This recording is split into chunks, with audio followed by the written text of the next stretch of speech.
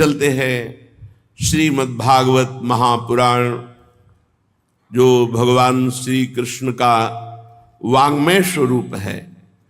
प्रसंग चल रहा है, भगवान ब्रह्मा जी सृष्टि रचना में देखा कि सफलता प्राप्त नहीं हो रही, तो एकदम क्रोध आ गया,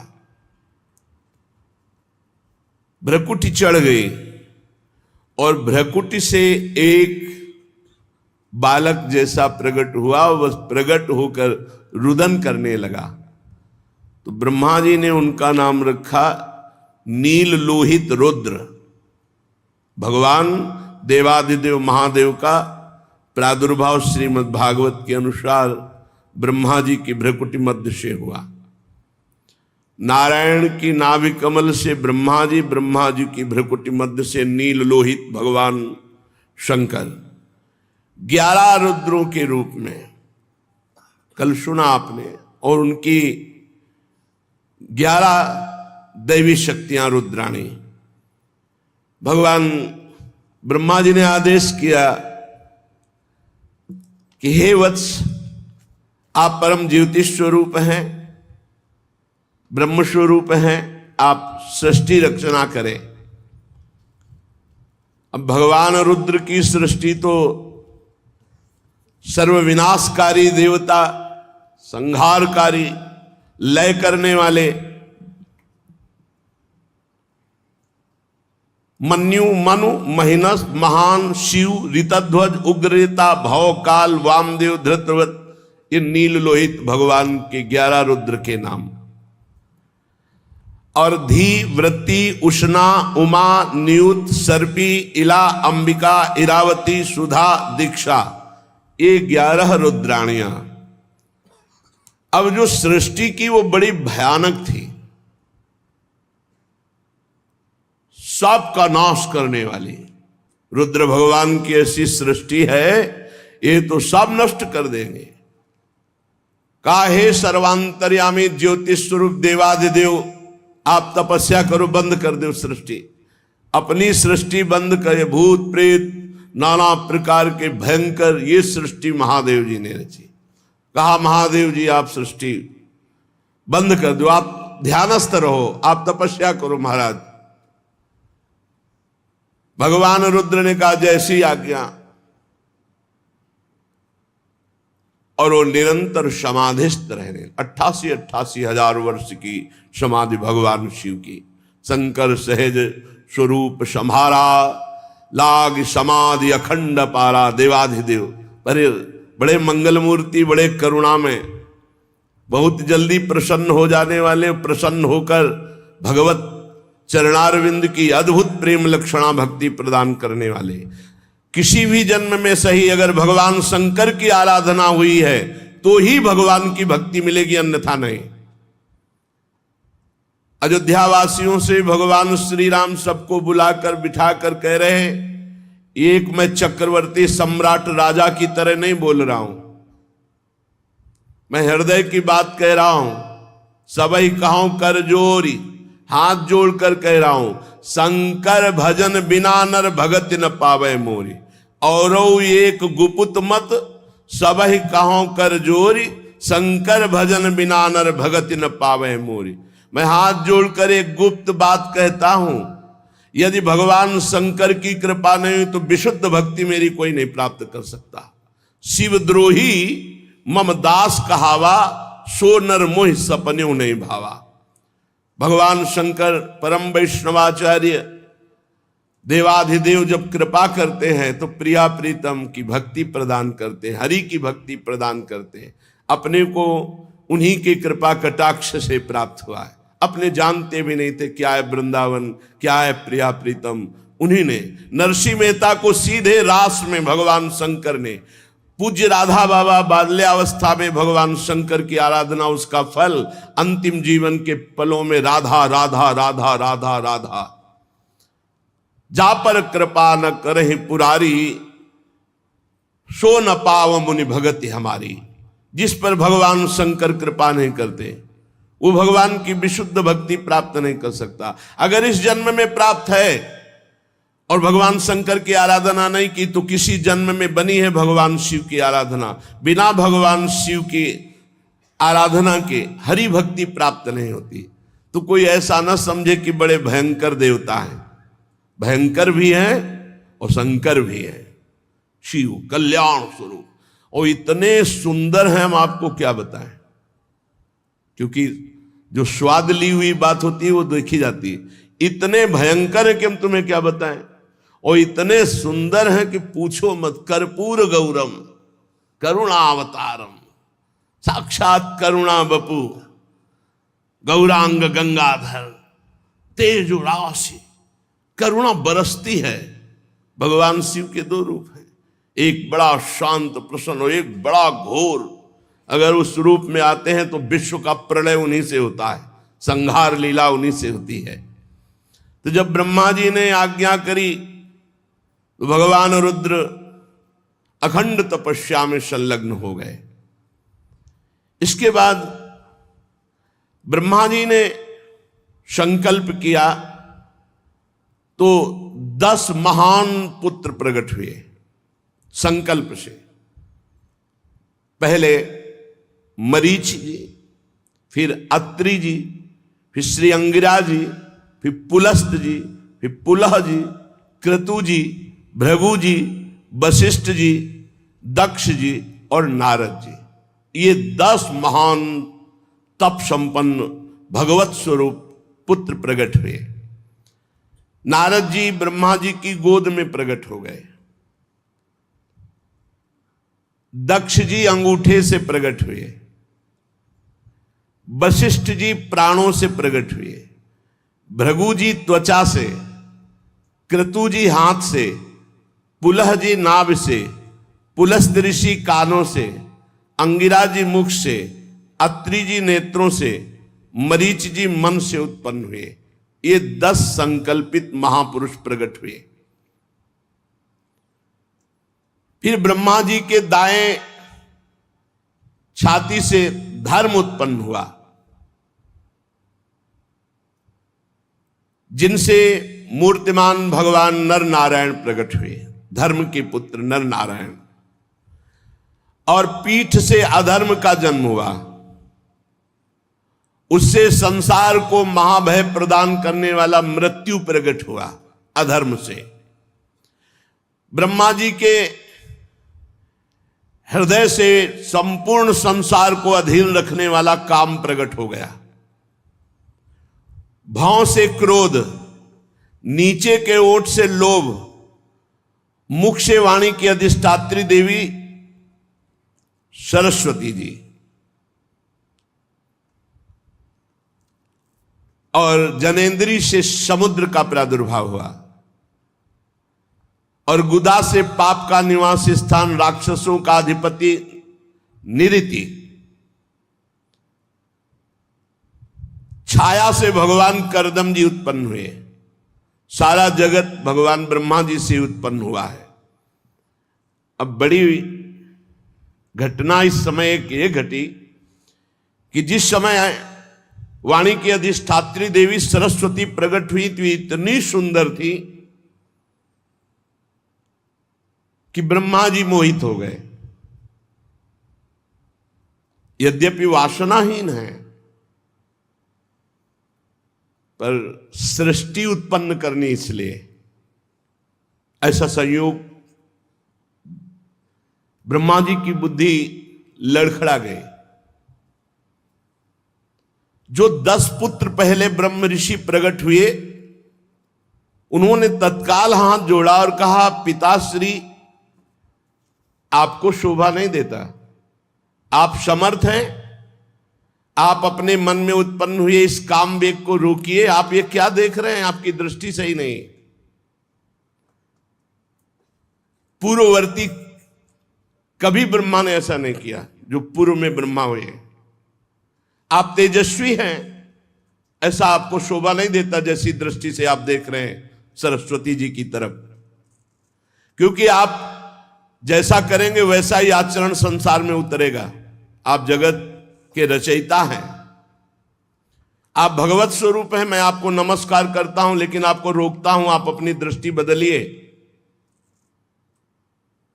जे भी ऐसा इन 10 महापुरुषों ने कहा तो ब्रह्मा जी बहुत लज्जित हो गए और कहा, धिक्कार, ऐसी वृत्ति कैसे आ गई।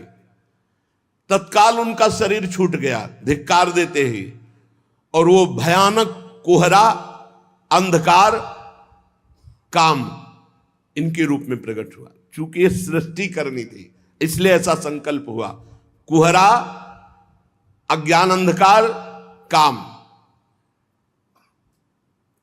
इसीलिए जब काम सवार हो जाए दिमाग में तो फिर वो ये नहीं देखता कि अनुजा है कि तनुजा है कि क्या है। इसीलिए व्यास भगवान ने कहा, बलवान इंद्री ग्रामो विद्वानमपि करसति, बहुत देर तक एकांत में अपनी बेटी बहन आदि के पास भी नहीं रहना चाहिए, क्योंकि मन बड़ा बलवान है। कभी जब ब्रह्मा जी का मन, तो फिर औरों की तो बात ही क्या। 10 ब्रह्म ऋषियों ने तत्काल धिक्कार दी, महाराज आप, बड़ी लज्जा आई। शरीर छूटा, वही शरीर अंधकार, कुहरा, काम, मलिन काम। अभी एक पीछे सुन चुके हैं, हृदय से काम प्रकट हुआ। एक काम को भगवान का स्वरूप माना गया है, जो धर्मयुक्त काम है उसे भगवान का स्वरूप माना गया है। धर्मयुक्त सहवास करके संतान उत्पन्न करना, ये भगवान की पूजा, ये धर्म माना गया है। और पापाचरण, व्यभिचार करना, ये यहां काम प्रकट हुआ। जो सरस्वती जी को देखकर मन में संकल्प बना, उससे अंधकार, कुहरा और पापाचरण कराने वाला काम प्रकट हुआ। काम 2 प्रकार का, एक धर्म स्वरूप और एक पाप स्वरूप। ब्रह्मा जी जो ही वो शरीर छूटा, नया शरीर धारण किया, क्योंकि तेजो में भगवत स्वरूप है। उसी समय ब्रह्मा जी के 4 मुखों से 4 वेदों का प्रादुर्भाव हुआ। उपवेद, न्याय शास्त्र, होता, उद्गाता, अध्वर्यु, ब्रह्मा, इन 4 ऋत्विजों के साथ कर्म, यज्ञों का विस्तार, धर्म के 4 चरण, चारों आश्रम, उनकी वृत्तियां, ये सब ब्रह्मा जी के मुख से उत्पन्न हुई। ब्रह्मा जी ने अपने पूर्व, दक्षिण, पश्चिम, उत्तर के मुख से, पूर्व से ऋग्वेद, दक्षिण से यजुर्वेद, पश्चिम से सामवेद और उत्तर के मुख से अथर्ववेद का प्रादुर्भाव किया। ऋग्वेद, यजुर्वेद, सामवेद, अथर्ववेद, 4 वेद प्रकट हुए ब्रह्मा जी के मुख से। फिर क्रम से शास्त्र, होता का कर्म, इज्जा, अधिवर्य का कर्म, स्तुत, स्तोम, उद्गाता का कर्म और प्रायश्चित, ब्रह्मा का कर्म, ये 4 कर्म प्रकट हुए। फिर ब्रह्मा जी के 4 मुखों से आयुर्वेद, चिकित्सा शास्त्र, धनुर्वेद, शस्त्र विद्या, गांधर्व वेद, संगीत विद्या, स्थापत्य वेद, शिल्प विद्या, ये 4 उपवेद प्रकट हुए। ऋग्वेद, यजुर्वेद, सामवेद, अथर्ववेद, 4 वेद, और आयुर्वेद, धनुर्वेद, गांधर्व वेद और स्थापत्य वेद, ये 4 उपवेद प्रकट हुए। फिर सर्वदर्शी भगवान ब्रह्मा ने अपने 4 मुखों से इतिहास, पुराण रूप 5वां वेद प्रकट किया। फिर षोडशी और उक्त, चयन और अग्निष्टोम, आप्तोर्याम और अतिरात्र, वाजपेयी और गोशव, ये यज्ञ प्रकट किए। फिर विद्या, दान, तपस्या और सत्य, ये धर्म के 4 चरण हैं। विद्या, दान, तपस्या और सत्य, ये धर्म के 4 चरण प्रकट किए। फिर सावित्रम प्राजापत्यम च ब्राह्मम चाथ बृहत तथा वार्ता संचय शालीन शीलोंचो इति वै गृहे, सावित्र वृत्ति प्रकट की। सावित्र कहते हैं जब यज्ञोपवीत संस्कार कराया जाता है और गायत्री मंत्र का उपदेश किया जाता है तो उसे 3 दिन तक ब्रह्मचर्य रहकर गायत्री का अनुष्ठान करने को सावित्र कहते हैं। फिर प्राजापत्य, अगर वो आगे बढ़ना चाहता है तो 1 वर्ष का ब्रह्मचर्य और गायत्री अनुष्ठान दिया जाता है। फिर ब्राह्म, वेदाध्ययन की समाप्ति तक, जब तक पाणि ग्रहण न हो तब तक अखंड ब्रह्मचर्य, गायत्री अनुष्ठान और वेदों का स्वाध्याय, इसे ब्राह्म। और फिर बृहत, बृहत आजीवन नैष्ठिक बाल ब्रह्मचारी, कभी भी कोई भी संयोग नहीं करूंगा, आजीवन ब्रह्मचारी रहूंगा, ये आयु पर्यंत रहने वाले ब्रह्मचारी को बृहत। ये 4 वृत्तियां ब्रह्मचारी की प्रकट की, सावित्र, प्राजापत्य, ब्राह्म और बृहत। इनमें सावित्र, प्राजापत्य और ब्राह्म तो गृहस्थ में जा सकते हैं, लेकिन बृहत आजीवन नैष्ठिक ब्रह्मचारी, बड़ी महिमा है आजीवन नैष्ठिक ब्रह्मचारी की। ये 4 वृत्तियां चारों मुख से ब्रह्मा जी ने ब्रह्मचारी की प्रकट की, और 4 वृत्तियां गृहस्थ की प्रकट की। वार्ता, संचय, शालीन, शीलोंच। कृषि के द्वारा गृहस्थी का पालन करना, यागादि के द्वारा गृहस्थी का पालन करना, अयाचित वृत्ति से गृहस्थी का पालन करना, क्योंकि सब मुनिजन होते थे, और शीलोंच वृत्ति से गृहस्थी का पालन करना।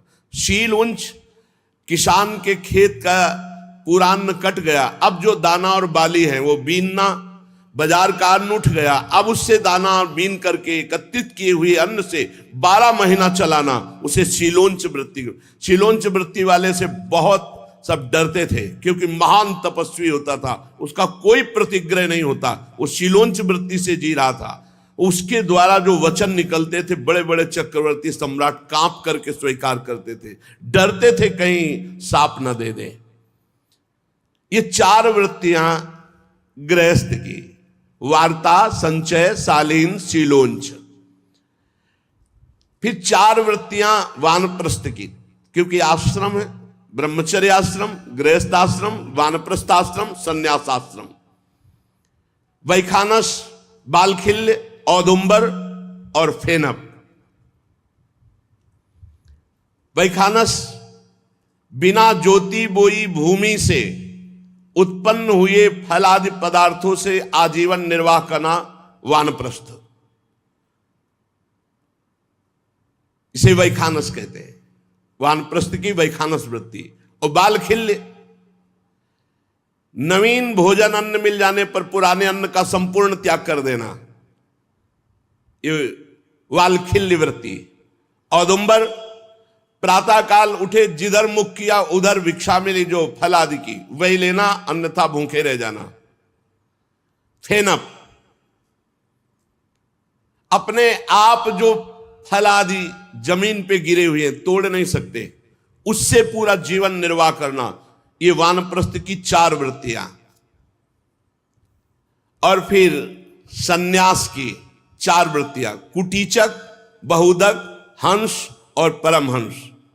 कुटीचक, एक जगह कुटी बना करके आजीवन भजन करते हुए व्यतीत करना, संसार से विरक्त होकर, इन्हें कुटीचक सन्यासी कहते हैं। और बृहदक, एकमात्र तत्व की तरफ दृष्टि रखते हुए शरीर से निरपेक्ष, जैसे भरण पोषण, कोई परवाह नहीं, बस तत्व दृष्टि। जहां शरीर पड़ा है पड़ा, जहां मिल गया खा लिया खा लिया, नहीं खा लिया नहीं खा लिया, दृष्टि ही नहीं शरीर में, तत्व दृष्टि, उन्हें बहुदक। और जो निरंतर तत्व में स्थित है उन्हें हंस, और जो जीवन मुक्त हो चुके उन्हें परमहंस। ये सन्यास की 4 वृत्तियां हैं। अन्वीक्षिकी, त्रयी, वार्ता, दंड नीति, ये 4 विद्याएं हैं। मोक्ष प्राप्त करने वाली अध्यात्म विद्या, स्वर्ग आदि प्रदान करने वाली कर्म विद्या, खेती व्यापार आदि संबंधी विद्या और राजनीति, ये 4 विद्याएं हैं।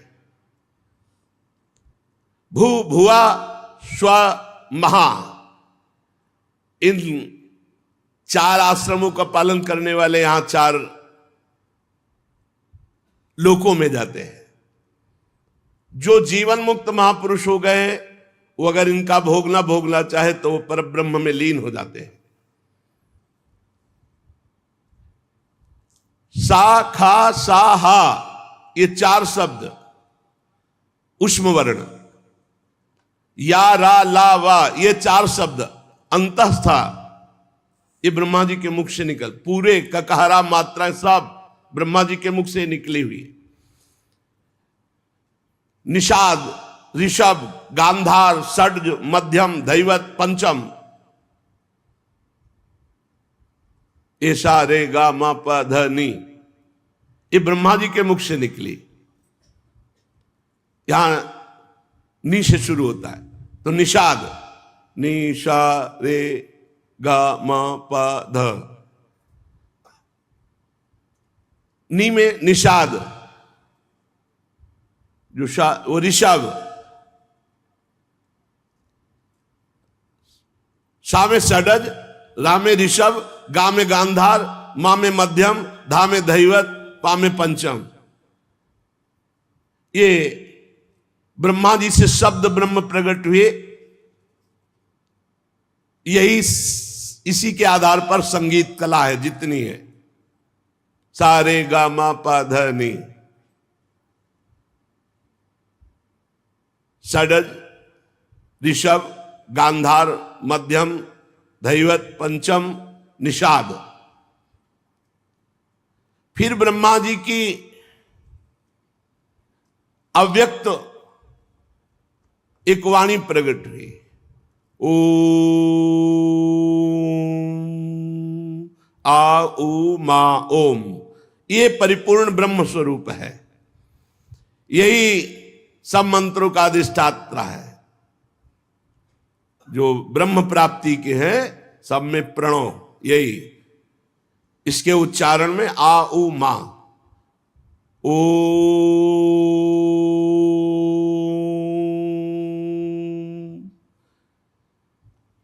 विदुर जी, ये परम पवित्र सृष्टि भगवान ब्रह्मा ने प्रकट की। मरीच आदि ऋषियों से कहा कि सृष्टि विस्तार करो, पर कुछ खास प्रजा की वृद्धि नहीं हो रही थी, तो बहुत चिंतित हो रहे थे। इसी समय ब्रह्मा जी के शरीर के 2 भाग हो गए। दाहिने भाग से जो विभक्त हुए उसे काय कहा गया। जो दाहिना भाग था वो महाराज मनु, और जो बायां भाग था वो महारानी शतरूपा। यहीं से मैथुन धर्म से सृष्टि बढ़ी। महाराज स्वयंभू मनु शतरूपा से 5 संतानें उत्पन्न की, 2 पुत्र 3 कन्या। 2 पुत्र महाराज प्रिव्रत उत्तानपाद, 3 कन्याएं आकुति, देहूति, प्रसूति। इन्हीं से पूरा संसार सब भरा है। श्री सुखदेव जी कहते हैं, महाराज परीक्षित, मुनिवर मैत्री जी के मुख से परम पुण्यमयी कथा सुनकर श्री विदुर जी ने पूछा कि फिर क्या हुआ जब मन शतरूपा जी प्रकट हुए। विदुर जी ने कहा, स्वयंभू ब्रह्मा जी के प्रिय पुत्र महाराज मनु ने अपनी प्रिय पत्नी शतरूपा को प्राप्त करके ब्रह्मा जी की आज्ञा हुई सृष्टि बढ़ाओ। उन्होंने विचार किया कि सृष्टि जल में तो बढ़ेगी नहीं, यहां तो सब जल ही जल है, सृष्टि कैसे बढ़ेगी। ब्रह्मा जी से कहा, हे जन्मदाता, आपकी आज्ञा हुई सृष्टि बढ़ाऊं, पर सृष्टि के रुकने की व्यवस्था और जीविका की व्यवस्था के लिए तो केवल जल ही जल है, इसमें सृष्टि कैसे होगी। मैथुन धर्म से सृष्टि कैसे टिकेगी। नमस्कार है आपको, आप कोई उपाय कीजिए, तब आप हम आपकी आज्ञा का पालन करें। ब्रह्मा जी ने कहा, तुम दोनों का परम कल्याण हो, मैं बहुत प्रसन्न हूं, क्योंकि जो पुत्र अपने पिता से कहता है कि मैं आपकी आज्ञा का पालन करूंगा, इससे बड़ी पितृ भक्ति और कोई नहीं हो सकती। जो अपनी पिता की आज्ञा का पालन करता है। इससे बड़ी कोई पूजा नहीं हो सकती अपने पिता की। तुम हमारी आज्ञा का आदर पूर्वक पालन करना चाहते हो, धर्म पूर्वक तुम अपनी पत्नी से पुत्र उत्पन्न करो। ये श्री हरि की सृष्टि परक आराधना होगी। इसीलिए जो लोग गृहस्थ कहते हैं कि हम तो गृहस्थ हैं, हमसे नहीं, तुम्हारी भी आराधना है। जैसे निवृत्ति परक भजनानंदी महात्मा साधन भजन समाधि के द्वारा भगवान को प्राप्त करता है, ऐसे आप संतान उत्पन्न करते हुए, संतान का धर्म पूर्वक पालन करते हुए, भगवान नाम जप करते हुए आप गृहस्थी से भगवान को प्राप्त करेंगे। देखो यहां कह रहे हैं ये श्री हरि की आराधना है। बड़ी सेवा होगी यदि तुम हमारी प्रजा वृद्धि की आज्ञा का पालन करोगे। और जो पुत्र अपने पिता का धर्म आज्ञा का अनादर कर देता है वो कभी सुख नहीं प्राप्त करता है। मनु जी ने कहा कि मैं आपकी आज्ञा का तो पालन अवश्य करूं प्रभु, लेकिन हमें पृथ्वी चाहिए, बिना पृथ्वी के कैसे हम पालन कर सकते हैं अपनी संतान का, क्योंकि उसी से जीविका मिलेगी, वही आधार, और पृथ्वी तो है नहीं। और वो रसातल में डूबी हुई है, जब पहली प्रलय हुई थी तब से अथाह जल में पृथ्वी डूबी हुई है। ब्रह्मा जी ने विचार किया ये तो बात सत्य है, अगर पृथ्वी नहीं आई तो मनुष्य रूपा जी की संतान कैसे पलेगी, कैसे जीविका चलेगी, कैसे आगे सृष्टि चलेगी।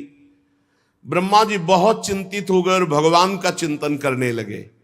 जेवी भगवान का चिंतन किया तो ब्रह्मा जी के नासा छिद्र से एक छोटा सा जीव निकला। देखते देखते वाराह शिशु हो गया।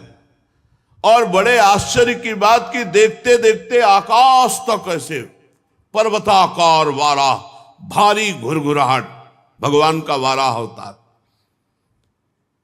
तो जो 10 मरीच आदि महापुरुष जन थे उन्होंने, और 4 जो सनक सनंदन सनातन सनत कुमार जी थे, वो स्वयंभू मनु शतरूपा ब्रह्मा जी, अभी इतनी ही प्रगट में सृष्टि है। जब 12 भगवान प्रकट हुए तो इतनी है। 10 महान ब्रह्म ऋषि, सनक सनंदन सनातन सनत कुमार और भगवान ब्रह्मा जी और मनु शतरूपा, इतनी सृष्टि है। सब ने हाथ जोड़ करके भगवान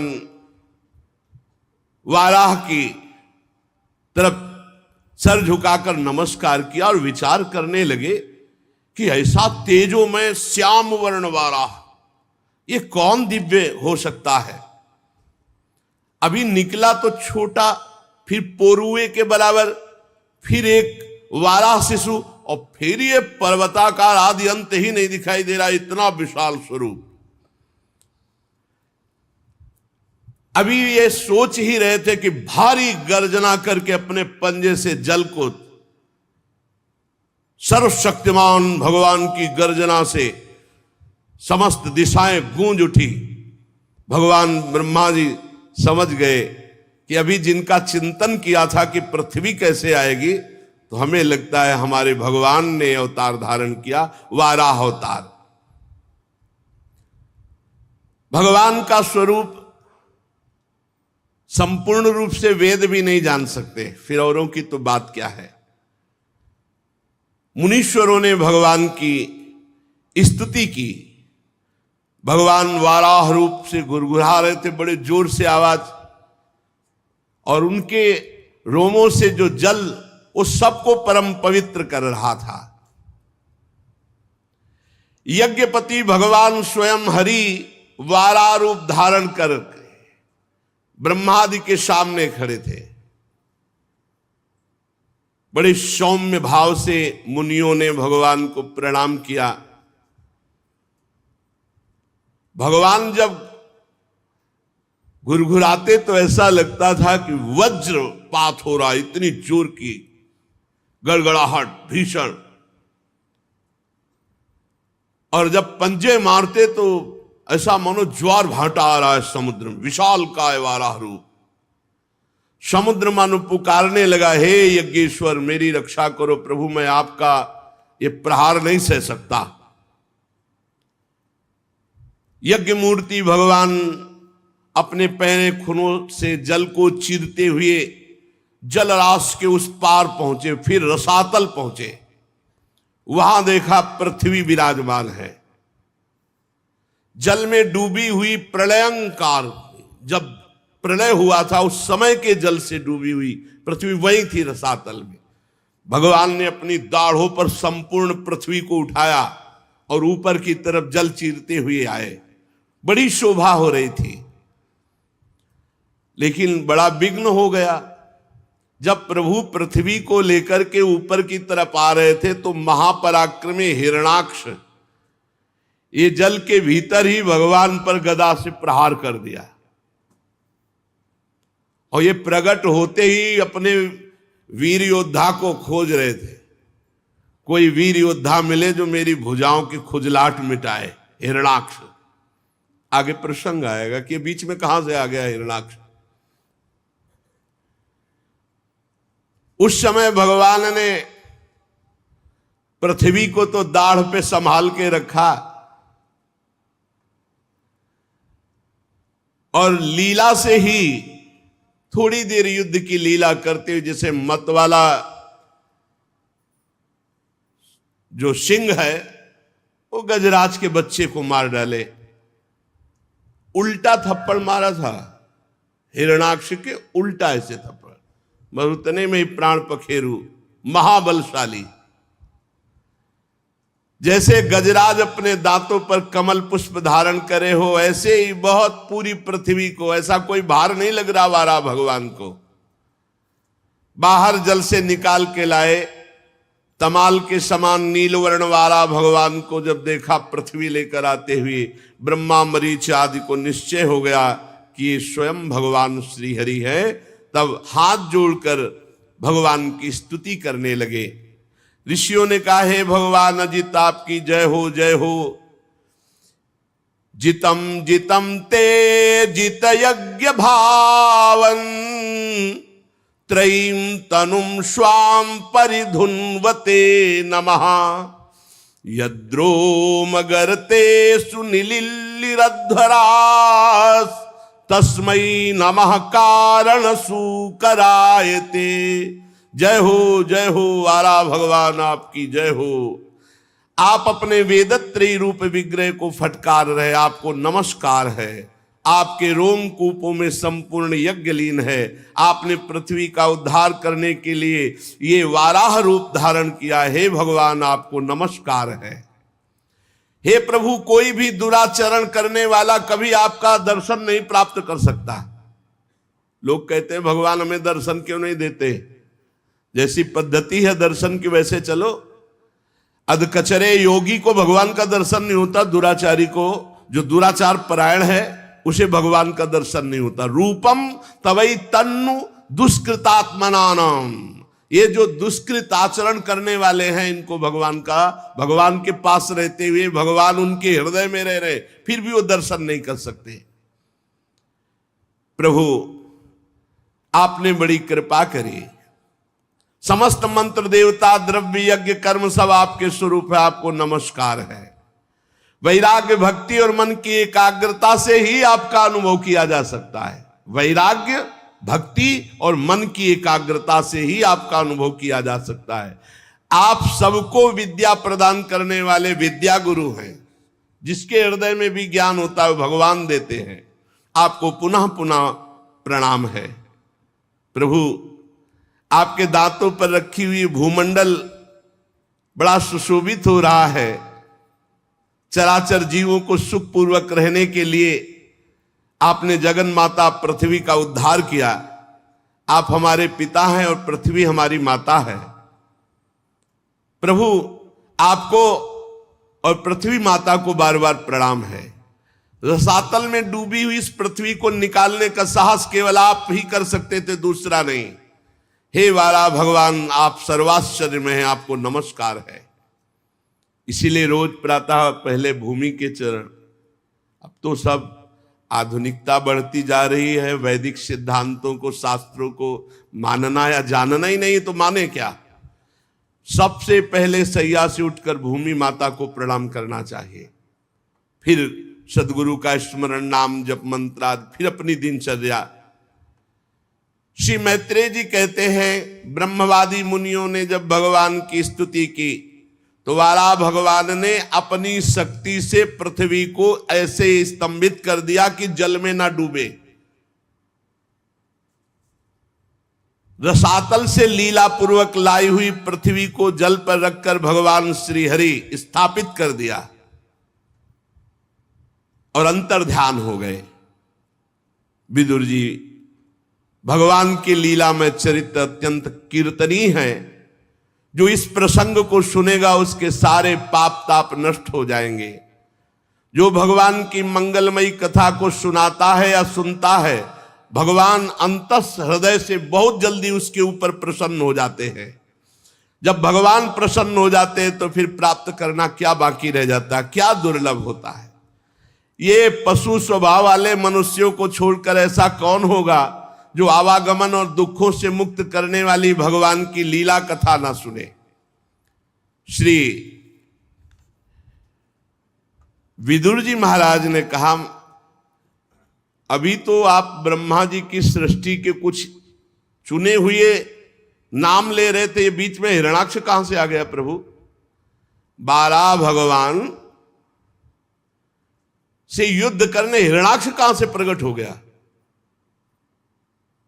ब्रह्मा जी ने तो अभी इसको प्रकट नहीं किया था, क्योंकि अभी 10 ऋषि, सनक सनंदन सनातन सनत कुमार, 4 ब्रह्म ऋषि, मनु और शतरूपा, और उधर ऊपर जो सृष्टि हुई थी उसमें भगवान नील लोहित 11।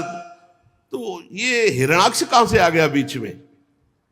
ये जब पृथ्वी निकाल रहे थे वाला भगवान, ये हिरणाक्ष कहां से आ गया और मुठभेड़ कैसे कर ली? मैत्रेय जी ने कहा, विदुर जी बड़ा सुंदर प्रश्न है तुम्हारा, क्योंकि इसमें भगवान श्री हरि की मंगलमयी लीला कथाओं का वो प्रादुर्भाव है जिससे मनुष्य सुनने मात्र से मृत्यु पास से मुक्त होकर भगवत प्राप्त हो जाएगा।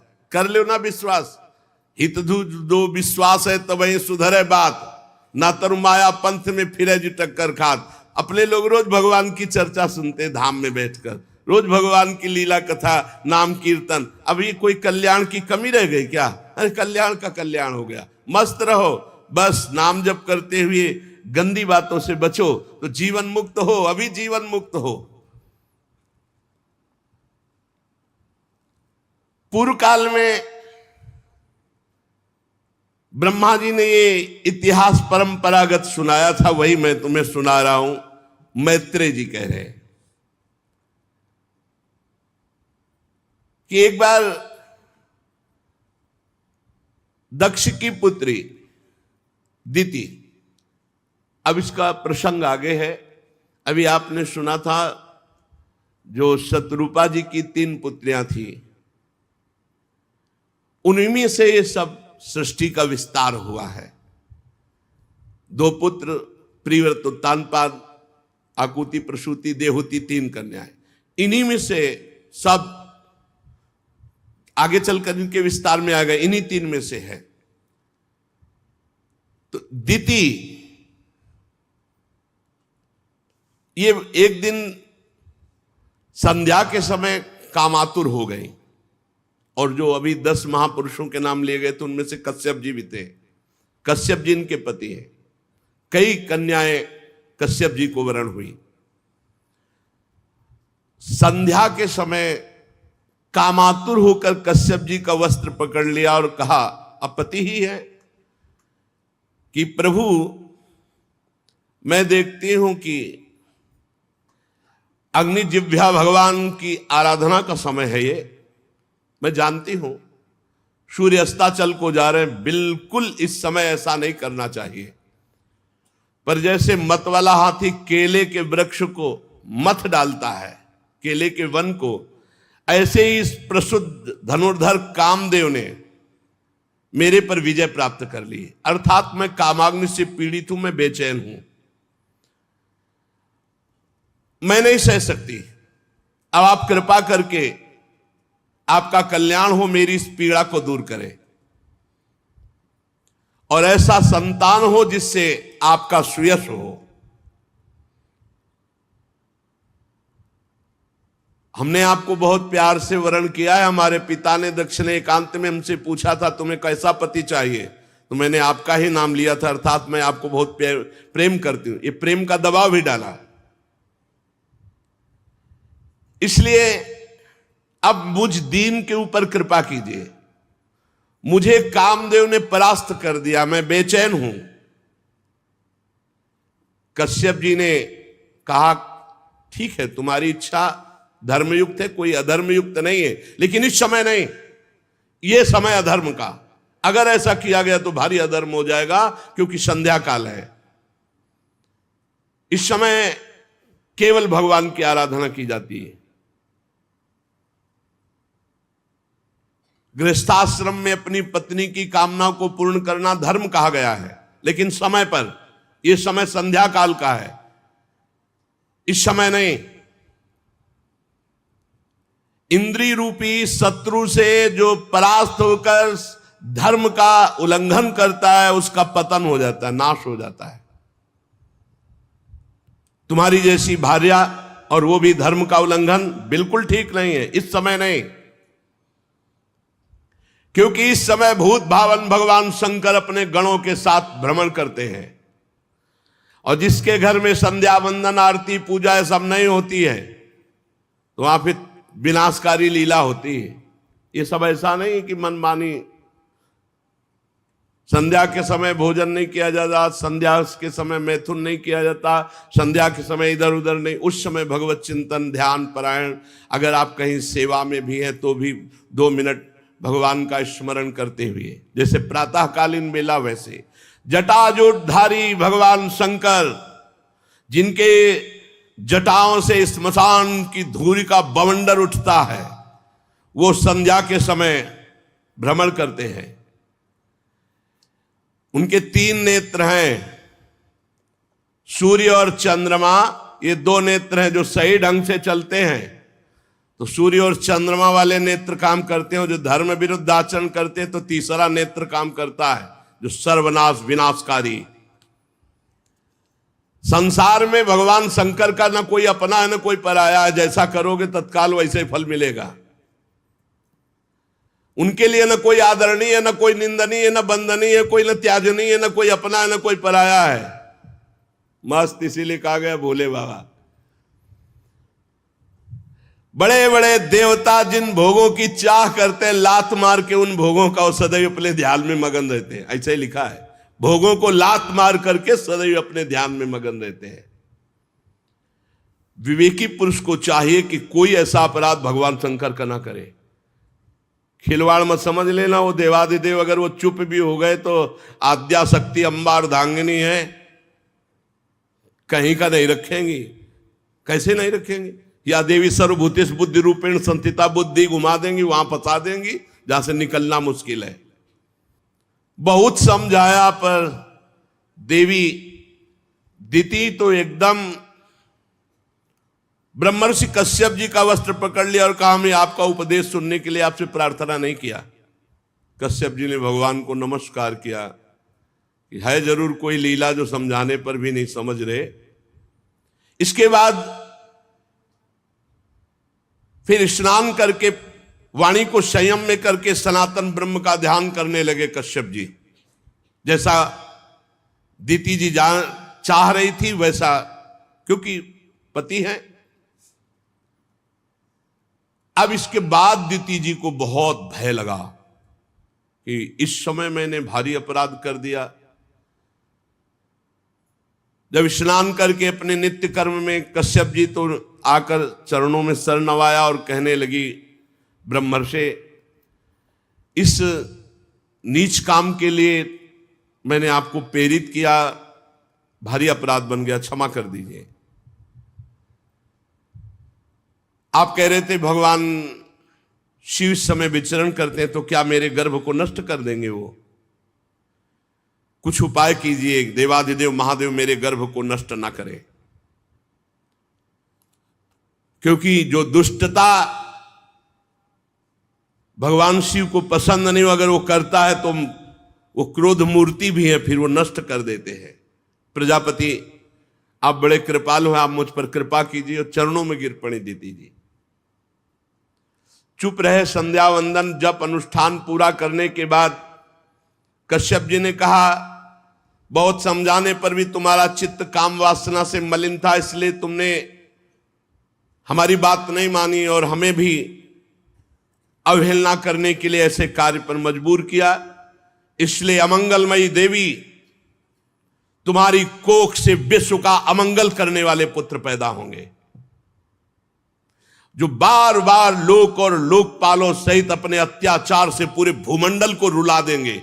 ऐसे पुत्र पैदा होंगे, क्योंकि संध्या के समय तुमने गर्भ धारण किया है। उनके ऐसे स्वभाव होंगे जो निरपराध दीन प्राणियों पर अत्याचार करेंगे, भगवत भक्तों पर अत्याचार करेंगे, स्त्री गौओं पर अत्याचार करेंगे। कांप गई, उनकी तो संभावना ही नहीं थी ऐसी। दीति जी कांप गई, पैर पकड़ लिया, प्रभु कृपा करो, ऐसे पुत्र नहीं होने चाहिए। तो उनका ऐसा अत्याचार देखकर जगदीश्वर भगवान श्री हरि स्वयं अवतार लेंगे और उनका वध करेंगे।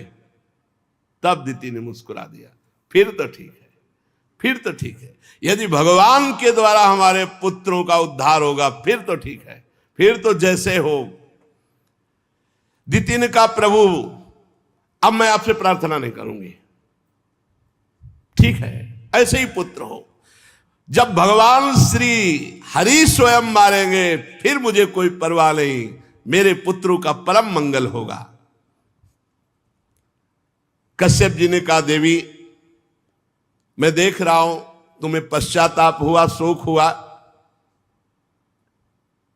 भगवान शंकर का तुम आदर करती हो, मेरा भी आदर करती हो, भगवान हरि से तो तुम बहुत प्रसन्न हो। इसलिए मैं एक वरदान देता हूं, तुम्हारे एक पुत्र के 4 पुत्रों में एक ऐसा पुत्र होगा पूरा विश्व नमन करेगा। हिरण्यकश्यप पुत्र प्रहलाद, एक ऐसा पुत्र होगा विश्व नमन करेगा। सत्पुरुष संत जन उसका आदर करेंगे, बड़े बड़े प्रेमी संत जन उसके यश का गान करेंगे।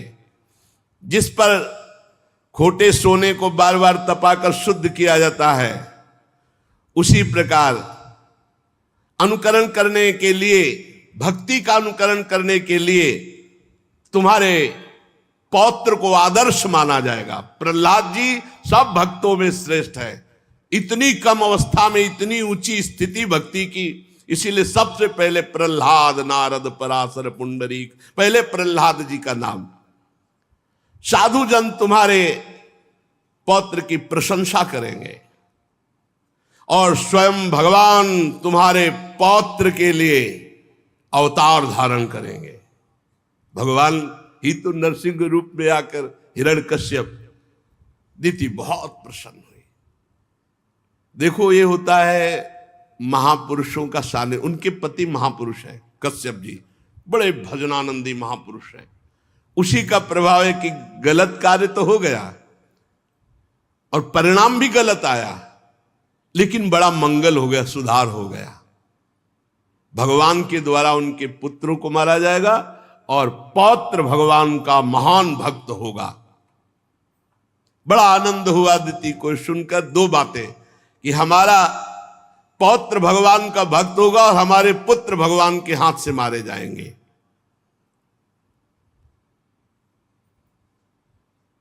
पर दीति ने जब सुन रखा था कि मेरे पुत्र बड़े दुष्ट स्वभाव के होंगे, तो उन्होंने विचार किया कि पहले तो गर्भ के बाहर ही नहीं आने देंगे हम।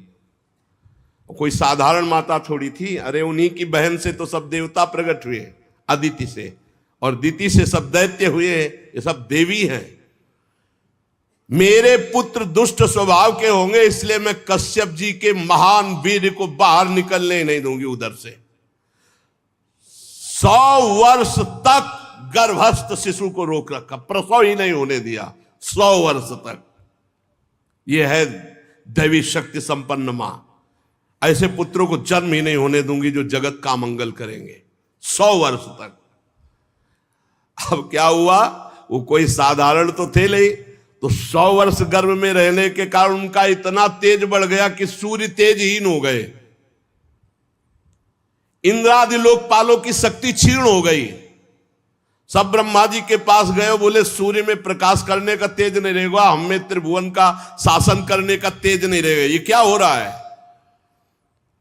देवताओं ने कहा प्रभु सबकी ज्ञान शक्ति कुंठित हो रही है, एक आप ही है जो आप बता सकते हैं सब क्या हो रहा है उथल पुथल पूरी सृष्टि में। ब्रह्मा जी ने कहा देवताओं, तुम्हारे पूर्वज मेरे मानस पुत्र सनक सनंदन सनातन सनत कुमार आसक्ति त्याग कर समस्त लोकों में आकाश मार्ग से विचरा करते हैं। ये कोई साधारण बात नहीं है जो तुम सबकी बुद्धि सबका बल सबका तेज हरण हो गया है। ये भगवान के पार्षद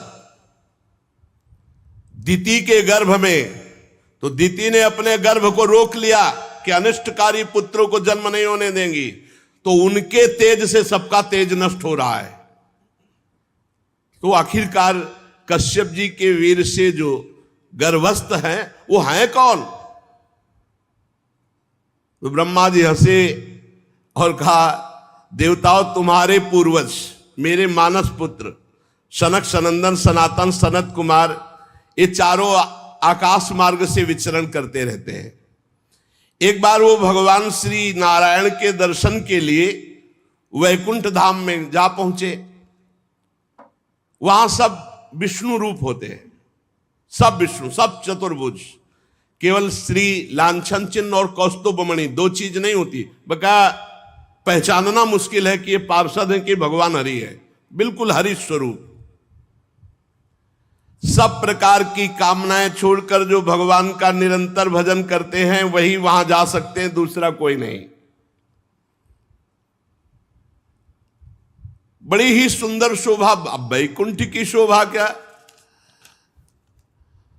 वहां बड़े बड़े भजनानंदी महात्मा सब दिव्य रूप धारण करके, जिनकी पाप राशि भस्म हो चुकी है, जो भगवत स्वरूप को प्राप्त हो गए हैं, वैकुंठ के दूर से ही, जहां से वैकुंठ इतनी सौरभ आती है कि उन्मत्तता आ जाती है, उन्मत्तता भगवदानंद की।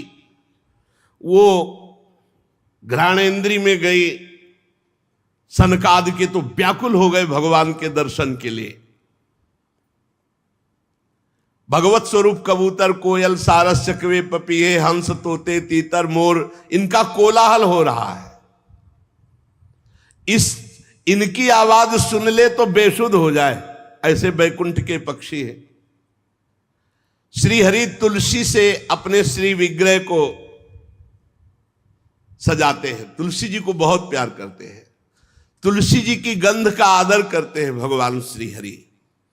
तुलसी जी के सामने मंदार कुंद कुर्बक उत्पल चंपक अर्ण पुन्नाग नाग केसर बकुल मौल श्री अंबुज ऐसा आदर नहीं करते जैसा तुलसी जी का आदर करते हैं। तुलसी जी को बहुत ही सुंदर वैकुंठ धाम, ये कर्म फल से नहीं, एकमात्र भगवान के भजन से मिलता है। विमानों पर चढ़े हुए भगवत भक्त भगवान के वैकुंठ धाम के आसपास विमानों की भीड़ लगी हुई, तब फिर अंदर उतर कर प्रणाम करके दर्शन। बड़े ही सुंदर सौंदर्य वाली देवियां वैकुंठ में, और सबसे परम सौंदर्यशालिनी श्री लक्ष्मी जी, जिनका कृपा प्रसाद प्राप्त करने के लिए त्रिभुवन आराधना करता रहता है। लक्ष्मी जी की कौन कृपा प्रसादी नहीं चाहेगा? वही चाहेगा जो हरि का एकदम आसक्त प्रेमी होगा। श्री हरि के चरणों को चापती रहती है लक्ष्मी जी, चंचलता रूपी दोष का त्याग करके। जिस समय वो नूपुर झनकार करती हुई लीला कमल घुमाती हुई वैकुंठ में भ्रमण करती है, समस्त पार्षद सर झुकाकर उनके दर्शन करके आनंद मगन हो जाते हैं।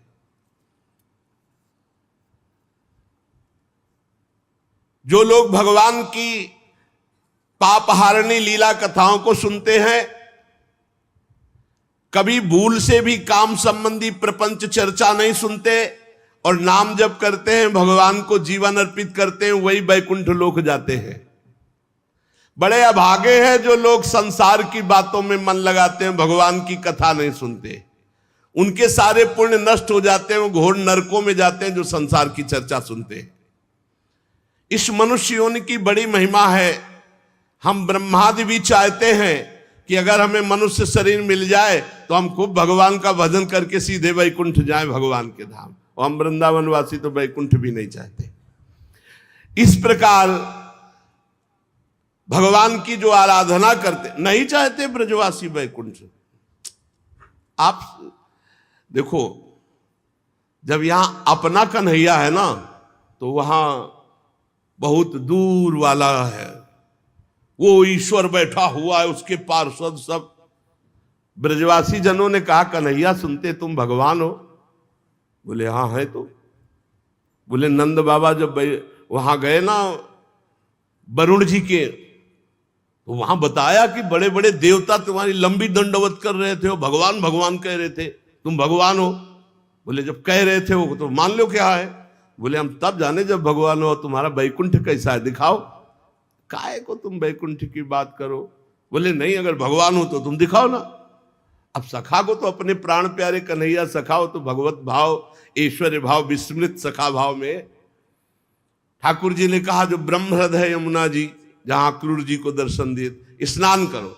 जी डुबकी लगाई, पहुंच गए वैकुंठ। अब देखा वो भगवान के पार्षदों का स्वरूप और भगवान का वैभव। देखा कि मेरा कन्हैया कहीं नहीं हो, कोई पूछे ना वहां। अरे तुरंत उब गए, बोले कन्हैया मुझे वैकुंठ नहीं चाहिए, मुझे जल्दी वापस बुलाओ। तो हाथ पकड़ के उठा लिया। बोले अरे कन्हैया भूल के कभी वैकुंठ मत भेजना मुझे, मेरा कन्हैया चाहिए। वहां देखा भगवान श्री कृष्ण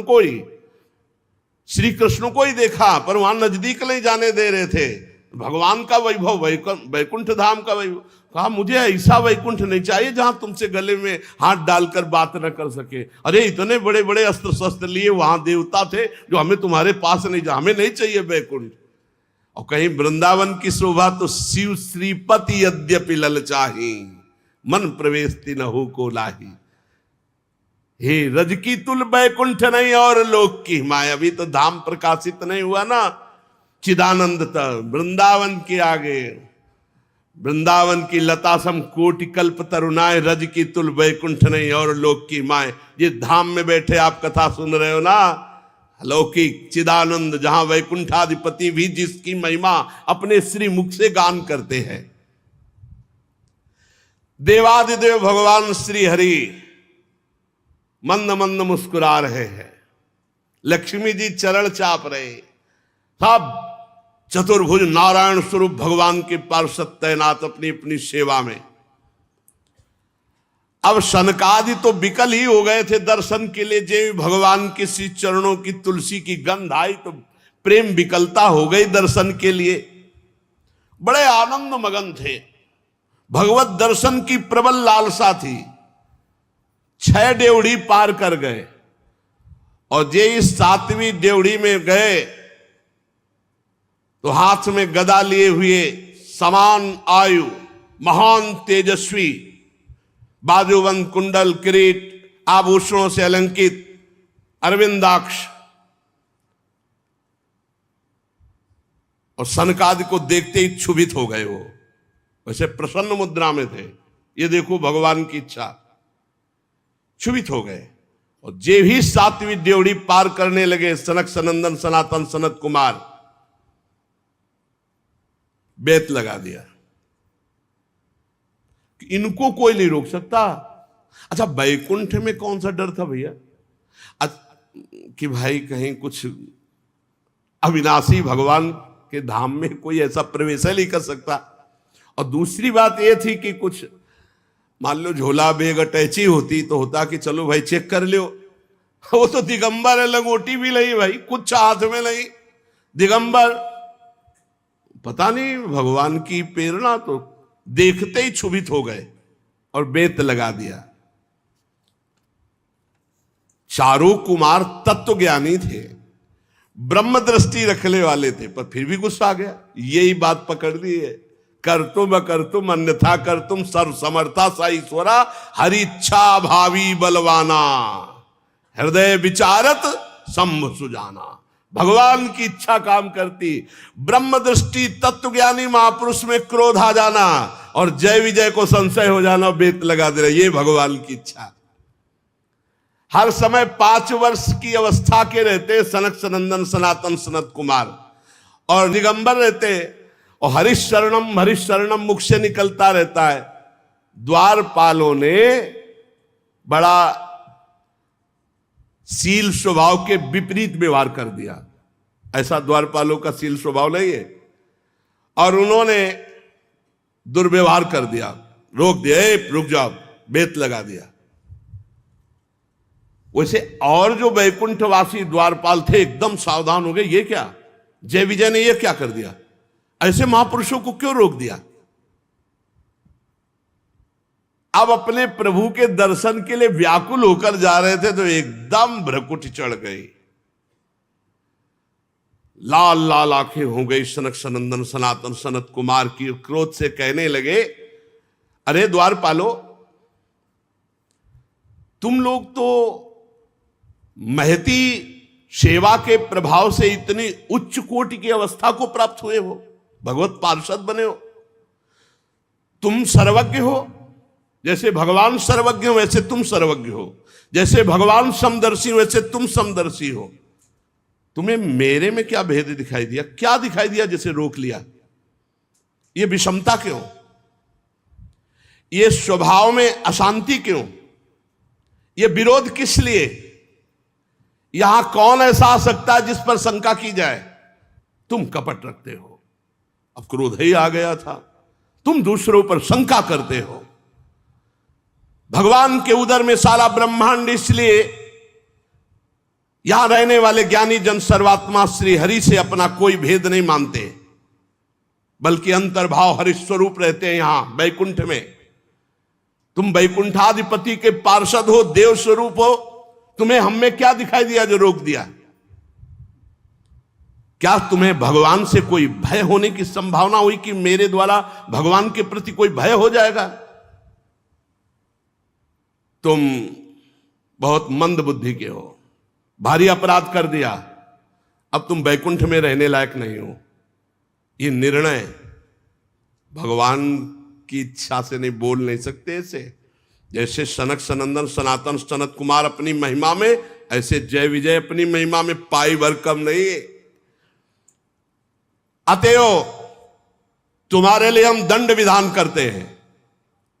भगवान के दास के ऊपर दंड विधान, ये भगवान ही बोल रहे। तुमने अपराध किया, तुम अपनी मंद बुद्धि के कारण भेद बुद्धि की और भगवान के स्वभाव के प्रतिकूल व्यवहार कर दिया, इसलिए जाओ वैकुंठ से तुम्हारा पतन हो जाए और तुम भगवान के विपरीत स्वभाव में जन्म लो। तुम्हारे अंदर काम क्रोध लोभ ये तीनों शत्रु तांडव करे, मैं ऐसा साफ देता हूं। गजब कर दिया। भगवत प्राप्त महापुरुष के हृदय में भी विकार पैदा करने की सामर्थ्य इन महापुरुषों में है। सनकादि के वचन बहुत ही कठोर थे। अरे भगवान से विमुख कर दिया, विलग कर दिया, वैकुंठ से भ्रष्ट कर, इसीलिए कहा है संतों के अपराध से भक्तों के अपराध वैकुंठ से भी गिरा दिया। और कोई ऐसा नहीं जो इनके वचनों को काट सके, त्रिभुवन में कोई ऐसा नहीं। अब पता नहीं क्या हुआ जय विजय को कि चरणों में लौट गए और कहा कि मेरे स्वामी भी आप भक्तों से संतों से बहुत डरते हैं कि कोई अपराध न बन जाए, पर पता नहीं मेरे को क्या हो गया, मैंने क्यों रोक दिया। स्वामी मैं अपराधी हूं, दंड विधान आपका कोई काट नहीं सकता, कोई और दंड विधान दे दो। मुझे मेरे स्वामी से अलग होने वाला क्यों दंड विधान कर दिया कि अपने स्वामी की सेवा से अलग होकर मैं कोई और दंड विधान कर दो। प्रभु आप दंड देंगे मुझे स्वीकार है, पर हमारी थोड़ी दशा पर विचार कीजिए। मैं अपने प्रभु को देखकर जीता हूं, अपने प्रभु इनसे विलग कर दिया तो प्रभु थोड़ी देर के लिए मेरे हृदय में आप बैठकर देखिए, आपने प्रभु से विलग कर दिया और उस अधम योनियों में जाने को कहा जहां भगवान की स्मृति ही नहीं होती। आपने कह दिया काम क्रोध लोभ तुम्हारे हृदय में रहे, तो भगवान की स्मृति से भी विमुख कर दिया, भगवान से विमुख कर। इतना बड़ा दंड क्यों? आप और कोई दंड दे देते, आप मुझे और कोई दंड दे देते। विनय ही कर रहे थे कि देखा जय हो भगवत पार्षद कर रहे, और सामने से चंवर डुला रहे जा रहे, छत्र लगा हुआ है, पुष्प के पावड़े पर रहे, अखिल लोक चूड़ामणि भगवान श्री हरि पधार रहे। द्वारपालों ने सनकादि के चरण पकड़ रखे थे। जब भगवान की दृष्टि पड़ी, भगवान स्वयं अपने श्री चरणों से चल कर आ रहे थे। जिन्हें परमहंस मुनिजन बड़े बड़े ढूंढते रहते हैं, सहज में नहीं पाते, वो भगवान चलकर, सनकादि को अंदर जाने का अधिकार अभी नहीं मिला। भगवान चलकर आए, लेकिन ये नहीं हुआ कि सनकादि अंदर चले जाए, क्योंकि भक्त को ऐसा कठिन शाप दे दिया। जी भी देखा सनकादि ने कि मेरे समाधि में दर्शन देने वाले स्वयं वैकुंठनाथ भगवान चलकर आ रहे, उनके साथ पार्षदगण छत्र चमर आदि लिए चल रहे, राजहंस के पंखों के समान श्वेत चंवर डुलाए जा रहे, शीतल मंद सुगंध वायु बह रही है, मोतियों की झालर अद्भुत शोभा दे रही, अमृत की बूंदें उस छत्र से टपक रही हैं भगवान के ऊपर। समत सद्गुणों के आश्रय, सौम्य मुख मुद्रा, अनवरत जिनकी दृष्टि से कृपा बरसती रहती है, अपने भक्तों को जो सदैव स्नेह से देखते हैं, स्नेह से, जैसे मां अपने बच्चे को देखती है, ऐसे हर भक्त को भगवान करो सदा तिनके रखवारी, जिम बालक राखे महतारी। समस्त दिव्य लोकों के चूड़ामणि भगवान वैकुंठनाथ स्वयं चलकर आ रहे हैं। पीतांबर मंडित विशाल नितंब झिलमिलाती हुई करधनी, गले में भ्रमरों से मुखरित वनमाला, सुंदर कंगन पहने हुए, और साथ में पार्श्व में गरुड़ जी चल रहे हैं, जिन पर एक हाथ धरे हुए हैं। गरुड़ जी पर एक हाथ पधराए हुए हैं और एक हाथ से लीला कमल घुमा रहे हैं। बिजली की सी कांति पीतांबर धारण किए हुए, मकराकृत कुंडल, सुघड़ नासिका, बड़ा ही सुंदर मुख, सिर पर मणिमय विशाल मुकुट विराजमान, गले में सुंदर हार, कौस्तुभ मणि अपूर्व दमक रही है। भगवान का श्री विग्रह सुंदरता का समुद्र है। इस भगवान देवादिदेव महादेव जी, ब्रह्मा जी इसी रूप का ध्यान करते हैं। सनकादि ने जब देखा मेरे ध्यान का विषय मेरे प्रभु, तो सर झुकाकर साष्टांग प्रणाम किया और भगवान की रूप माधुरी का पान करते रहे। सनकादि मुनीश्वर निरंतर ब्रह्मानंद में मगन रहते हैं, लेकिन जिस समय भगवान के श्री चरण कमलों का दर्शन हुआ, तो ब्रह्मानंद से मन हट करके भगवान के रूप में आसक्त हो गया। भगवान का मुख नील कमल की कांति वाला, बड़े ही लाल लाल अधर और कुंदकली के समान दंत पंक्ति, बड़ी झांकी सुंदर, जो कृत्य कर दे। और भगवान के पद्मराग के समान लाल लाल नखों से सुशोभित उनके चरणारविंद, जो ध्यान करने वाले मुनियों के ध्यान का विषय। अष्ट सिद्धियां, नौ निधियां, समस्त सिद्धगण, मोक्ष पदवी मूर्तिमान होकर भगवान की चरण सेवा में हाथ जोड़े खड़े। मोक्ष पदवी, अष्ट सिद्धियां, नौ निधियां, सब सनकादि मुनियों ने प्रणाम करके कहा, अंतर्यामी रूप से यद्यपि आप दुष्ट चित्त के हृदय में भी रहते हैं, पर वो आपकी दृष्टि से ओझल, कभी आपको देख नहीं सकते। बड़े बड़े भक्तजन भाव रूपी नेत्रों से आपका ध्यान करते हैं, और आप ध्यान का नहीं, आज तो मैं साक्षात आपको सामने देख रहा हूं। प्रभु, मैंने श्रवण रंध्रों से आपकी रूप शोभा सुनी थी, पर आज देखा है, नेत्र भरकर पान तो आज हम कर रहे हैं। भगवान आप तो साक्षात परम तत्व हैं। इस समय आप हम सबको आनंदित करने के लिए आप पधारे हैं। आपकी कृपा दृष्टि के बिना कोई आपको नहीं देख सकता। प्रभु आपका सुयश अत्यंत कीर्तनीय है, जो सांसारिक दुखों की निवृत्ति करता है। हम आपके चरणों की शरण में रहने वाले हैं, आपके कथा के रसिक हैं, आपका नाम जप करते हैं हरिशरणम, और आपकी कथा सुनते हैं। प्रभु मुझे और कुछ कोई पद कोई सुख नहीं चाहिए, बस मेरा चित्त भंवरा बनकर आपके चरण कमलों में ही घूमता रहे, बस यही मैं चाहता हूं। हे विपुल कीर्ति प्रभु, ये जो आपने रूप प्रकट किया है, हम पर बड़ी कृपा की। अजितेंद्रीय पुरुष तो कभी भावना भी नहीं कर सकता आपके रूप की। मैं बार बार प्रणाम करता हूं। सनकादि ने साष्टांग पुनः दंडवत किया। श्री ब्रह्मा जी ने कहा, देवगण जब योगनिष्ठ सनकादि मुनियों ने इस प्रकार स्तुति की, तब वैकुंठाधिपति भगवान श्री हरि बोले, मुनिगण बहुत ध्यान देने योग्य बात है, ये मेरे हैं जय विजय, मेरे पार्षद मेरे दास हैं। जो मेरे हैं, अगर उनके द्वारा अपराध हो जाता है तो मैं अपना ही अपराध मानता हूं।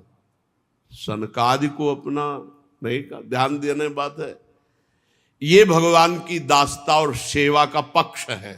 किसी भी बात में अगर कोई ऐसी त्रुटि हो जाती है, अपराध बन जाता है, तो हमारे स्वामी जन अवगुण प्रभु मान न काओ, दीन बंधु अति मृदुल स्वभाव। बहुत प्रवीणता, भगवान तो प्रवीणता के समुद्र है। ये जय विजय मेरे पार्षद हैं। मुनिगण संबोधन कह, एतौ तौ पार्षदौ मह्यम जयो विजय एवच कदर्थी कृत्य माम यद्दो वह क्राता मतिक्रमम। हे मुनिगण, मुनिगण सनकादि को संबोधन, ये जय विजय मेरे पार्षद है, मेरे दास है।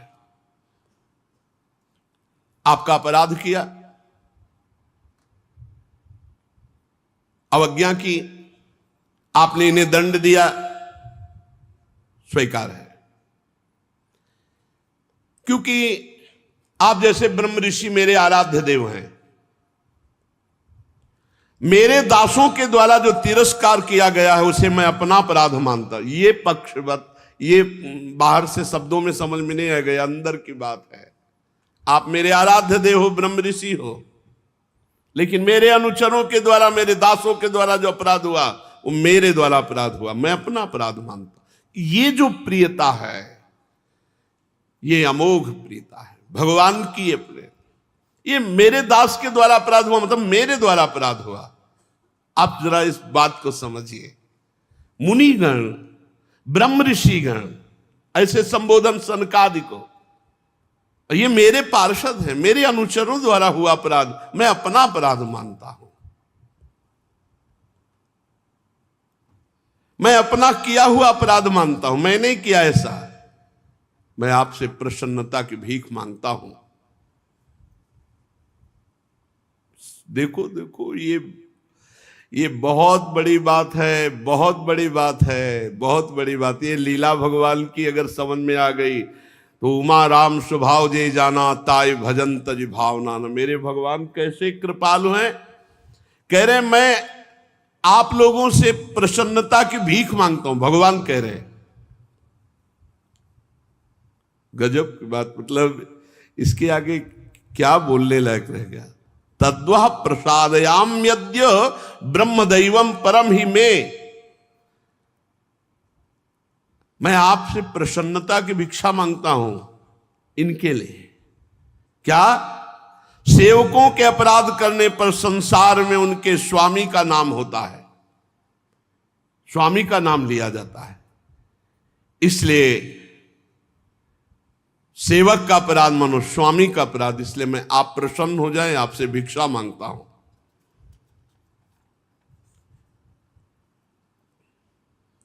मैं विकुंठ कहलाता हूं, जिसकी महिमा कभी अपवित्र नहीं होती।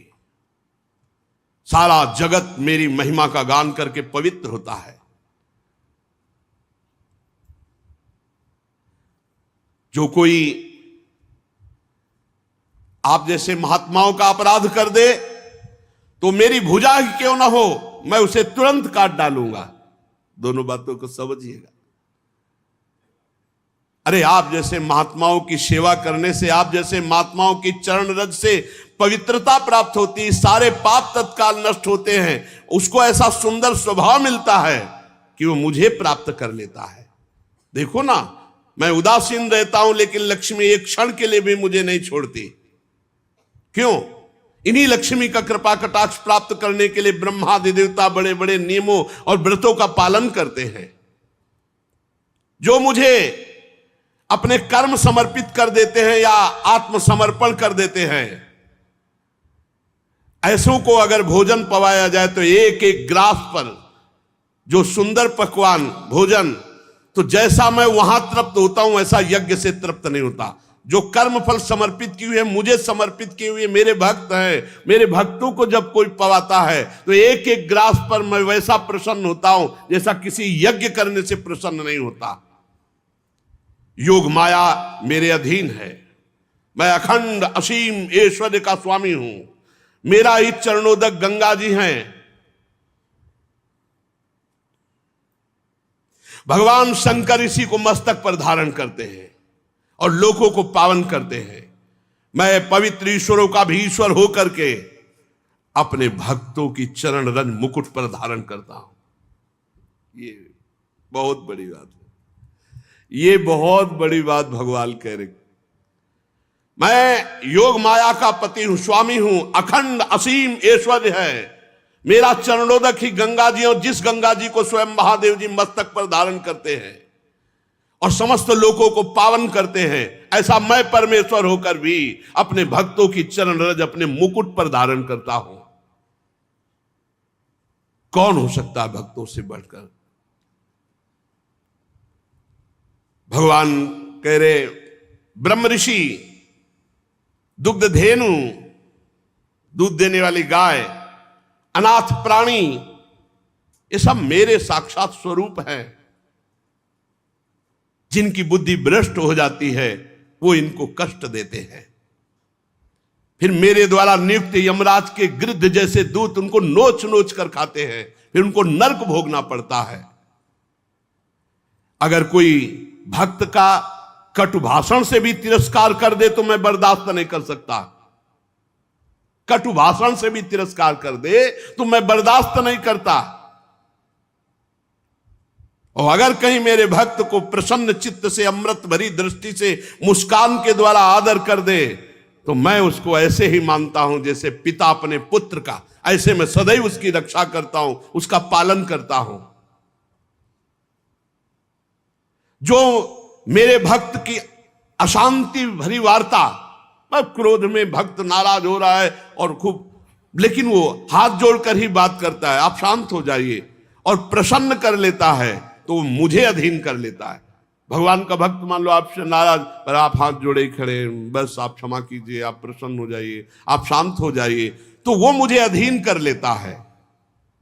मैं अनुरोध करता हूं आपसे कि आपने जो क्रोधित होकर मेरे सेवकों को श्राप दिया, ये अनुरूप ही है, क्योंकि उन्होंने आपके साथ अपराध किया, रोक दिया। लेकिन अवधि में तो बांध दीजिए, इनको अवधि में तो बांध दीजिए, एक सीमा में तो कर दीजिए। आपने तो साफ केवल छोड़ दिया ऐसे कह के, जाओ और यहां से पतन हो जाए, काम क्रोध तुम्हारे हृदय में बसे, अहंकार तुम्हारे हृदय में बसे। भगवान कह रहे इसको सीमा में तो बांध दीजिए, जिससे ये उस समय काल की गति में भोग कर फिर मेरे पास आ जाए। ब्रह्मा जी कहते, सनकादि मुनि क्रोध रूप सर्प से डसे हुए थे। भगवान की वाणी सुनकर के उन्हें तृप्ति नहीं हो रही थी। भगवान की मनोहर और बड़ी गूढ़ बात, अर्थपूर्ण, गूढ़, दुर्विज्ञ, गंभीर, सनकादि ने ध्यान दिया कि अरे ये भगवान क्या बोले, मेरे पार्षद, मेरे सेवक, मेरे दास, बड़ी गूढ़ बात। तब समझ पाए कि इसमें तो भगवान की ही कोई विचित्र लीला थी, जो मेरी बुद्धि को फेर दिया और भगवान के दासों को श्राप दिया और भगवान के पार्षद मुझे रोक दिए।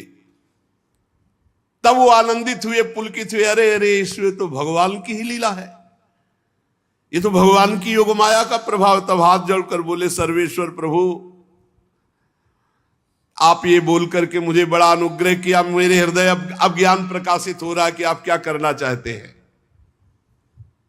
प्रभु, आप इतना ब्रह्म ऋषियों को मानते हैं, ये तो केवल लोक शिक्षा के लिए आप ऐसा कह रहे हैं कि ब्रह्म ऋषि मेरे आराध्य देव, बकाया आप तो ब्रह्म ऋषियों के भी आराध्य देव हैं। हे सनातन प्रभु, ये सनातन धर्म आपसे ही प्रकट हुआ है, आप सनातन धर्म की रक्षा के लिए अवतार ग्रहण करते हैं। परम धर्म एक गुह्य रहस्य है, आपकी वाणी को समझना बड़ा गुह्य है।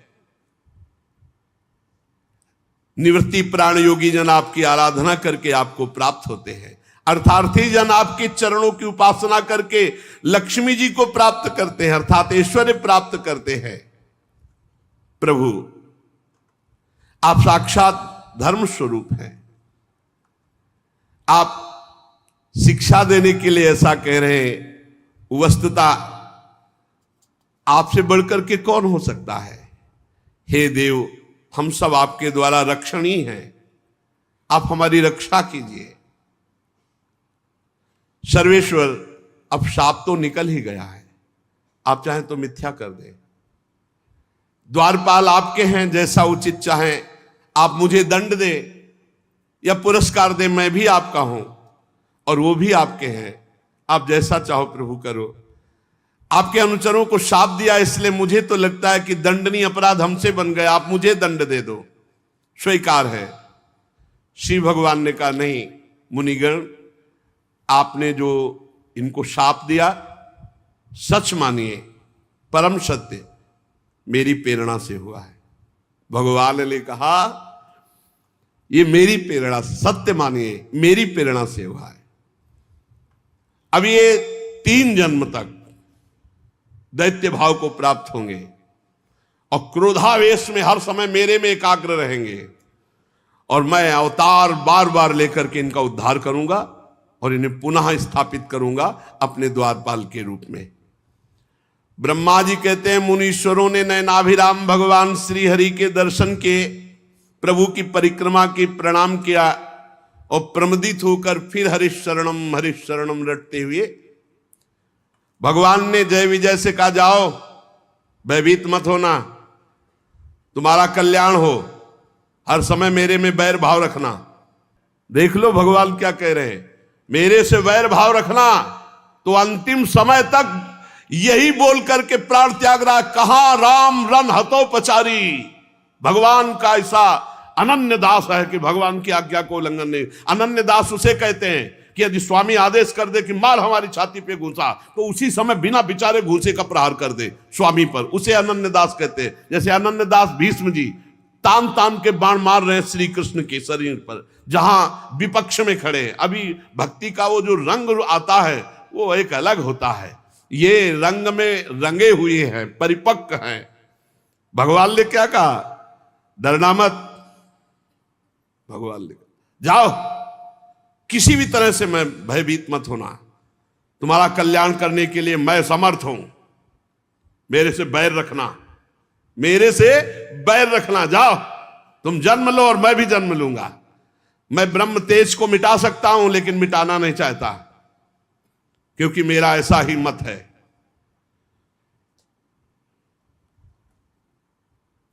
और ये एक बार जब मैं योग निद्रा में स्थित था तो लक्ष्मी जी प्रवेश कर रही थी, तो तुमने रोकने की चेष्टा की थी, उसी का दंड यहां मिला है तुम्हें। और उस समय भी रोकने की भगवान ने प्रेरणा की होगी, नहीं जय विजय कैसे लक्ष्मी जी को रोक सकते हैं। जाओ तुम दैत्य योनि को प्राप्त होगे, पर तुम्हारी सारी एकाग्रता मेरे में होगी। थोड़े समय में मैं भी आ रहा हूं, जब जब तुम जन्मोगे तब मैं प्रकट होऊंगा और तुम्हें लेकर पुनः आऊंगा। द्वारपालो भयभीत मत होना। फिर क्या महाराज, साथ खेलना हो तो जैसा खेल दोगे वैसे ही खेलेंगे आपके साथ। अरे जब स्वामी से प्रियता होती तो द्वारपालों ने कहा जो आज्ञा। उसी समय उस सर्वाधिक महामहिम श्री संपन्न वैकुंठ धाम से गिर गए और वही दिति के गर्भ में, जो 100 वर्ष से अभी गर्भ में है, वो जय विजय हैं, कोई दूसरे नहीं, जो हिरणाक्ष और हिरण्यकश्यप के रूप में विराजमान है। वैकुंठादि लोकपति भगवान के पार्षद है, इसीलिए त्रिभुवन में हाहाकार मचा हुआ है, सबका तेज रुक गया है, क्योंकि भगवान के पार्षद गर्भ में। सब जाओ और दिति के चरण पकड़ो, प्रार्थना करो कि प्रसव करो, गर्भ को प्रसव में इनको निकालो, ये पार्षद प्रवर भगवान के हैं। नहीं अगर और गर्भ में रहे तो सब नष्ट होना प्रारंभ हो जाएगा। आदि पुरुष भगवान ब्रह्मा जी ने ऐसा आदेश किया देवताओं को, आप निश्चिंत रहो, ये भगवान के पार्षद है। जाकर दिति जी तो जो जाकर प्रार्थना की, फिर इनका प्रादुर्भाव होना और इनकी लीला। ये भगवान के पार्षद हैं हिरणाक्ष, हिरण्यकश्यप, रावण, कुंभकर्ण, शिशुपाल, दंतवक्त्र, ये भगवान के पार्षद है। भगवान ने कहा था मुझसे बैर करना, तो कभी भी विनय शब्द इनके हृदय से नहीं निकले, कभी भी। रावण ने जिसको देखा कि ये विनय बोलता है राम जी के प्रति, तो अब भगाई दिया कि तुम हमारी पार्टी लायक ले, हम बैर वाले, चलो तुम। हाँ, जे भी सुना खरदूषण मारा गया, तो कहा खरदूषण मौसम बलवंता, मार सके को बिनु भगवंता। और भगवान पधारे हैं तो भजन न होए तामस देहा, बैर करूंगा और ललकार ललकार करके इनसे युद्ध करूंगा और फिर इन्हीं को प्राप्त हो जाऊंगा। तो कभी ऐसी निकृष्ट दृष्टि ना रखिए, ये भगवान के पार्षद है, भगवान की लीला के लिए आए हुए हैं। तो भगवान की लीला अगर ये पार्षद ना आते तो भगवान की लीला का स्वाद कैसे आता। हम जब रामायण की आरती करते हैं तो उसमें सबकी आरती हो जाती है, क्योंकि सब विराजमान है ना। हम जब भागवत की आरती करते हैं तो उसमें सबकी आरती हो जाती है। ये सब भगवत स्वरूप है। हमें लीला रस आस्वादन करके अपने अंतःकरण को पवित्र करके निरंतर भजन करते हुए भगवान के धाम जाना है। और धाम आ चुके हैं, बस पर्दा हटना है, अंदर प्रवेश होना है। धाम आ चुके हैं, धाम यही धाम है चिदानंद वृंदावन। बस केवल पर्दा हट जाए त्रिगुण माया का, तो यही प्रिया प्रीतम खेल रहे हैं, यही रास भूमि है, बस इसी में हमें मिल जाना है। बस हमें तो कहीं जाना नहीं है ना, हमारे लिए कोई विमान आने की जरूरत नहीं है, बस वो पर्दा हटने की जरूरत। पर्दा हटा, दिव्य वृंदावन प्रिया प्रीतम, बस ये अंतिम जन्म। भगवान की कृपा से सत्संग मिल गया, धाम मिल गया, नाम मिल गया, रूप मिल गया। अब ऐसे सावधान हो जाओ, आगे और मलिन कलयुग आने वाला है, उसमें भजन साधन भगवत प्राप्ति ये सब दुर्लभ बात रहेगी। अभी समय है, थोड़ा समय है। पीछे जब प्रारंभ हुआ था तो समय वो जैसे कोई नाटक या फिल्म हो तो उसका पहला वो ट्रेलर, तो कलयुग जब प्रारंभ हुआ था तो उसका ट्रेलर था, पूरी फिल्म तो अभी बाकी है। अभी तो 5000 वर्ष के कुछ हुए, 4,32,000 वर्ष है। कहीं स्वाहा स्वधा राम कृष्ण हरि धर्म का नाम नहीं रह जाएगा, आगे जैसे जैसे बढ़ेगा। इसलिए इसी जन्म में भगवत प्राप्ति कर लो, पता नहीं आगे जैसा हमने 40-45 वर्ष पीछे साधन शैली देखी वैसी अब नहीं रह गई। आगे आप देख लेना, अब मोबाइल शैली रह गई है, आगे जो शैली आएगी वो और कुछ शैली होगी। जो संतों में पीछे भजन की वृत्तियां देखी वो होंगे संत जन, अब बहुत कम दिखाई देते हैं। अब जो आगे समय आएगा तो और कम संत जो शुद्ध भगवत प्राप्ति का मार्ग, ऐसा हम नहीं कहते कि अभी, लेकिन ऐसा होगा कि फिर आगे सतमार्ग लुप्त हो जाएगा। सदग्रंथों के अनुसार साधना करके सिद्ध हुए महापुरुषों का मिलना बहुत कठिन हो जाएगा, तो भगवत मार्ग बड़ा कठिन हो जाएगा। इसलिए इसी जन्म में अंतिम जन्म बना दो कि अब हमारा जन्म मरण कलयुग में ना हो, खूब नाम जप करते हुए हम भगवान को प्राप्त हो। शेष चर्चा आगे। श्री राधा वल्लभ लाल की।